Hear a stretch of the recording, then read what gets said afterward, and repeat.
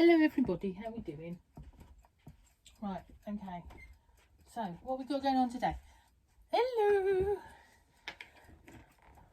Block number 7, I believe. Was it which ring? My gosh, that's coming on quick now, isn't it?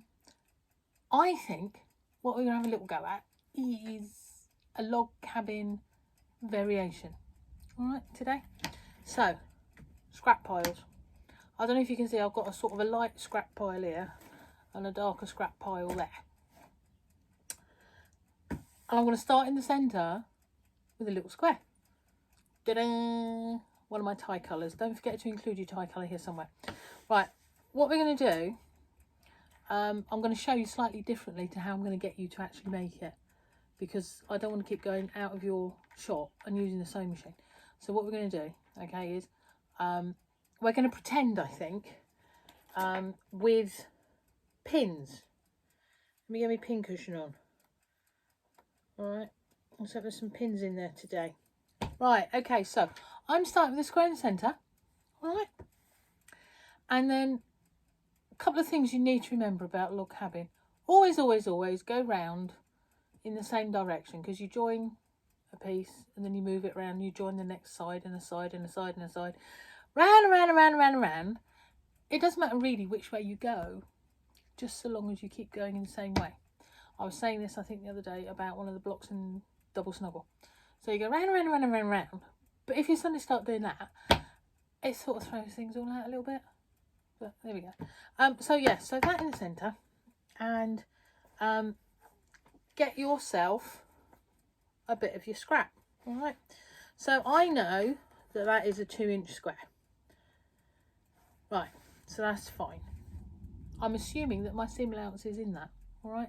And do get these accurate. Go with the accuracy bit again today. So I need a piece of fabric that's going to go across one edge of that. I'm not going to worry about how wide it is. What I'm going to worry about is making sure that the length is correct. Okay, so that's 2 inches. So where's now that's got a bit of colour in it up that end. So I'm just going to chop this one here. Okay, I'm fortunate. You might have to stand up and do this with your rotary cutter, because I'm quite tall. I'm actually over my cutter most of the time. So just for little bits, I can actually sit and work away from myself. But don't assume that you can. All right. If you need to be standing up to use your rotary cutter, please do so. I don't want anybody hurting themselves. Okay. Right. So I'm going to make this 1.5 inches wide, because I can. Right. So there we are. That's a 1.5 inch wide. And it needs to be 2 inches long, doesn't it? We just decided. So there we go. 2 inches long. Lovely. Job done. So that I then... No, you're here, aren't you? That I'm going to join to one side of that. All right. Now, because I said I don't want to keep going backwards and forwards, I'm just going to put a pin in that. All right. And finger press him open and believe that I've machined that. Now, to make your life easier, cut it, machine it, cut it, machine it. I find that works quite well. All right, you don't get mixed up as to what pieces are where and why. So we're going to assume that that's been actually machined. All right, so okay, how big is that now down one side? So that's made that one now. Ooh, he's now come out with seam allowance. He's 3 inches long. Right, so one of these sides is 3 inches long. So I now need to cut another piece of dark, 3 inches long. Different fabric, but another dark one. So what have I got? That's the first thing that's come to hand. Okay. Some of these colours are going to look a bit strange together, but oh, could be interesting. Doesn't matter, does it? There we are. So that's just trim him up. Make him 3 inches. Right, okay. Now that one was 1.5, but I'm going to do this one at, if I do it at 1 inch wide, that will come up nice and thin, won't it? So I'm going to go 1 inch wide, because what we want to do on this particular one is make this block completely random as far as colour and measurement width wise go. All right, so I'm just going to pin that one on there so you get the general idea of it again. All right, so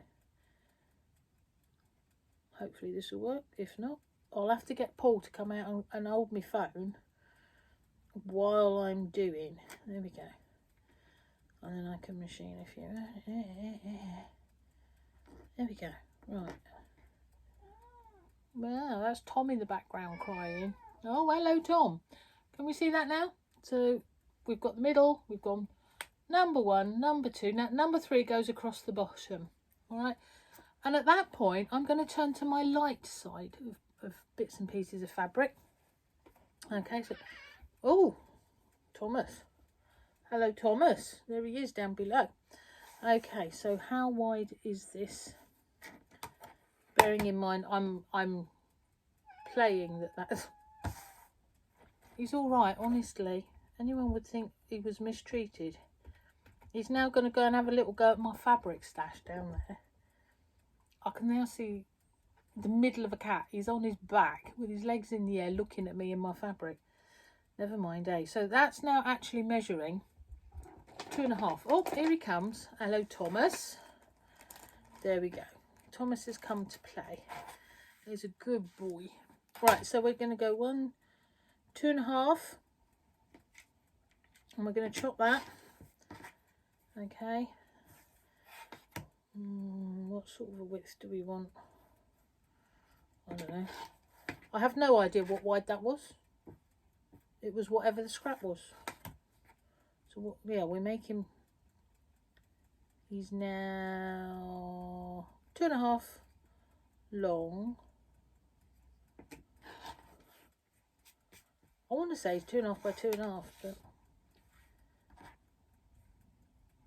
you see, he's not quite.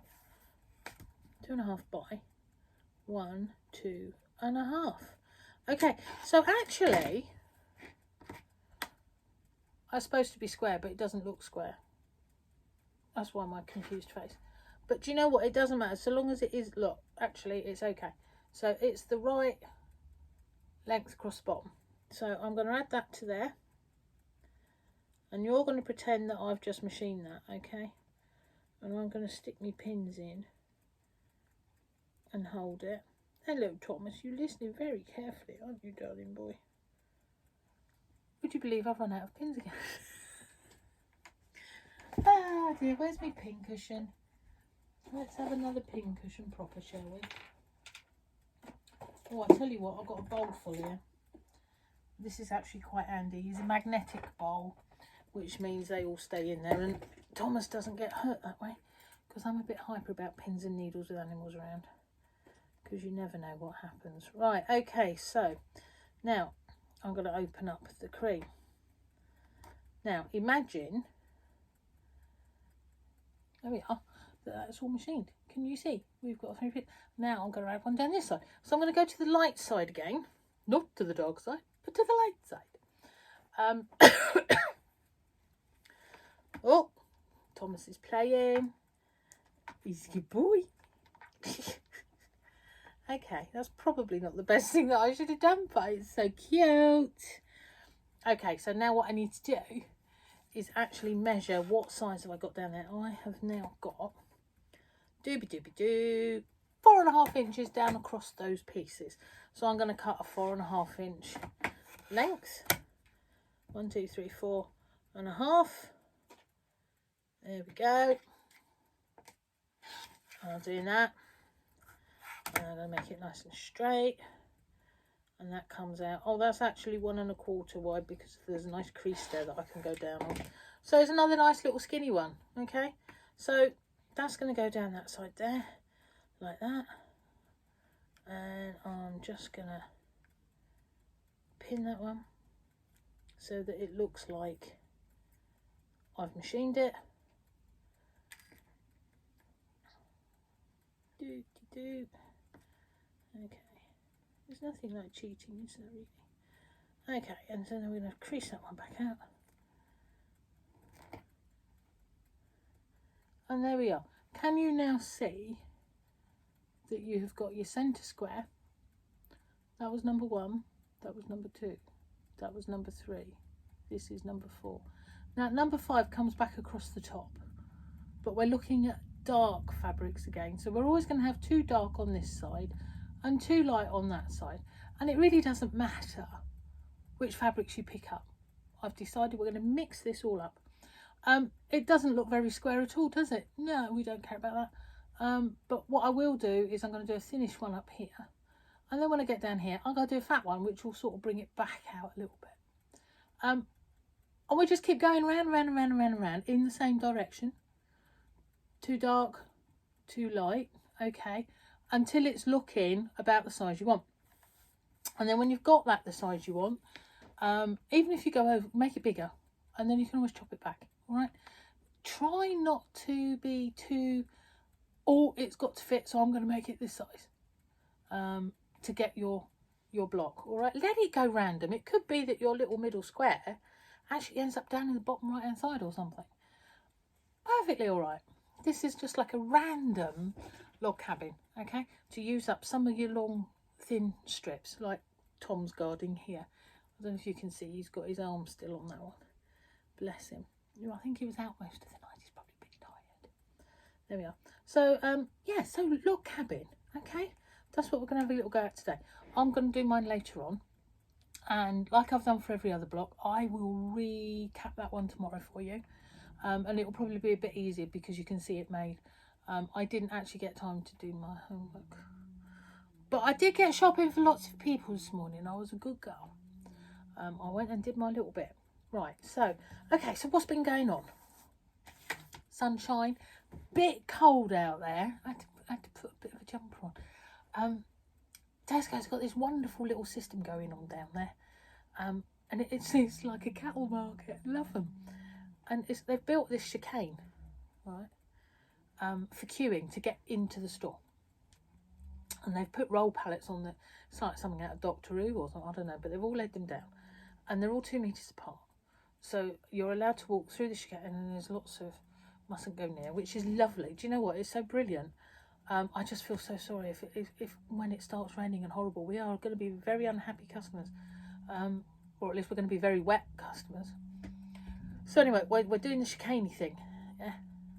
And we get to the door. And what they're doing, I don't know about other ones anywhere else, but they're allowing 50 people in at a time. So as one comes out, another one's allowed in. And I'll get to the head of the queue. Turns out there's one of my mates doing the queue. And she's got this fabulous little black glittery beanie hat on. We were having a bit of a giggle, but there we are. At a distance, obviously. So, hello, Bernie. And then off we went. Or off I went into the shop. And it's like some sort of a dance. I've never known anything quite like it. Everyone's moving around very carefully. Anyway, not too close to that one. I'm just going to that one. And need to grab a bit of that. And somebody very, very dithery. But okay, fair enough. And off we... And then all this lovely stage getting out. Do you know what? Well done, you lot. Yeah, it was quite a little feat doing that this morning. And it put me in mind of a dance hall and a cattle market. Thank you very much. Yeah, okay. So what I was really going to say is, how is everybody? Is everybody well? Are all of the friends and relatives okay? Oh, is our Thomas having a moment? Yes, you're lovely, and I'm all very well for playing, but I know what you can be like. Yes, you, the gorgeous boy. So yeah, is everybody okay? Is everyone well? I had to go for cat food. That was the main one. Cat food, milk for the neighbours, more cat food for the other neighbour. You know, it's what we do. So hello to everybody. Check up on them. Have you cleaned your workrooms? Is it all looking good? Have you found lots of things what you thought you had lost? Right, okay, so where's the list? Right, okay, so friends, have you done your exercise? That's the tidying. Or have you been round around the garden? See, I've decided I really mustn't go around the garden for a minute because the garlic is still going on out there. After yesterday's witter, because I was feeling a bit better yesterday, went and did a little bit of stuff, and last night it was all going through. It's got to be garlic. All right, so does that mean I'm evil? Am I a vampire. I don't know. Maybe I'll be a heap of dust in a minute. That'd be quite interesting. Yeah, okay, never mind. Right, so exercise, lots of that. Today I have put behind me the seahorse. Little story goes with the seahorse. One I made quite a few years ago now, before seahorses all got out there and everybody started doing seahorses. My mate Margaret wanted one, and she says, "Oh, do me design, do me pattern, do me pattern." So I drew her out or whatever in class, and she makes or starts making this very one here. And she decided actually she didn't like him come the end. I can't believe it. And I'm like, what's not to like? He's got a few wrinkles in his velvet up here that you probably can't even see. So she didn't love him a lot.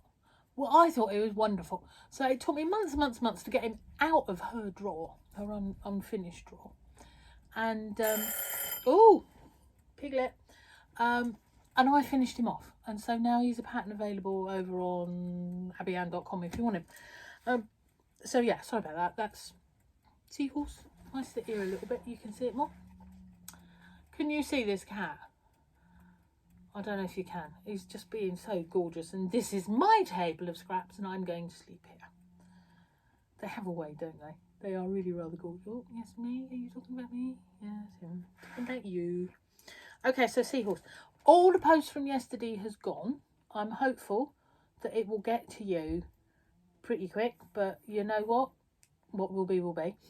Couple more orders in this morning. I will get them down to a post box later on. So hopefully, again, what I did in the end is I walked down to the tell me, sorting office. That's the word. They got a post box down by there, and I thought, do you know what? That could be a very safe place to take my exercise to and pop them in. So I'll probably do the same thing later. Okay, with the ones that have come in today so far. And thank you so much for that. Do you know what? That little bit of support makes me smile, because there's not a lot else happening other than me sitting wittering every day. So I do appreciate that. Thank you, folks. Okay. And we have got something really special coming up. Probably next week by the time I get my head around it. We've got a new ruler from Andy that he's not done anywhere with anything before. So this is partly why I haven't done my homework, because I need to do some samples of this and write the how to, what to, and then we'll be putting that out to the public hopefully next week sometime. All right, so that's a bit of a new thing, which is just fabulous, isn't it? Yeah, so that will be good. Right, okay, so there we are. There. So tomorrow we'll have a recap of log cabin. So we've got starting whatever size square you want in the centre. Cut your first piece. Make sure it's the same length. Doesn't matter on the width. Join it. Okay? So that gives you two pieces. Then you're going to measure this side. What length is it? That's the length you're cutting of your next scrap. Whatever width you want. Join it. Repeat at the bottom. At this point, you're changing your colour pile. Alright? So dark, too light. And then when you come round for your next round, it's too dark, too light, and just keep going round and round and round until you get something that's big enough. Now it could come out totally lopsided, as I say, because if you land up with lots of thin strips on one side and fat ones on the other, well, that's okay, but it's going to shift your starting point. I can't say centre because it's not going to be a centre anymore, is it? So that was and it'll be good. All right, so when you got it big enough, you want 12-inch plus your seam allowance. So we're aiming at a 12.5-inch finish again for a minute. That's the amount, well, the amount you need to make today. Okay, do use up your long, thin, horrible bits of, and do you know how you get bigger bits of fabric and you've chopped holes in it and you've taken odd shapes out and all the rest of it, and you'll end up with funny little long bits? Try using those up.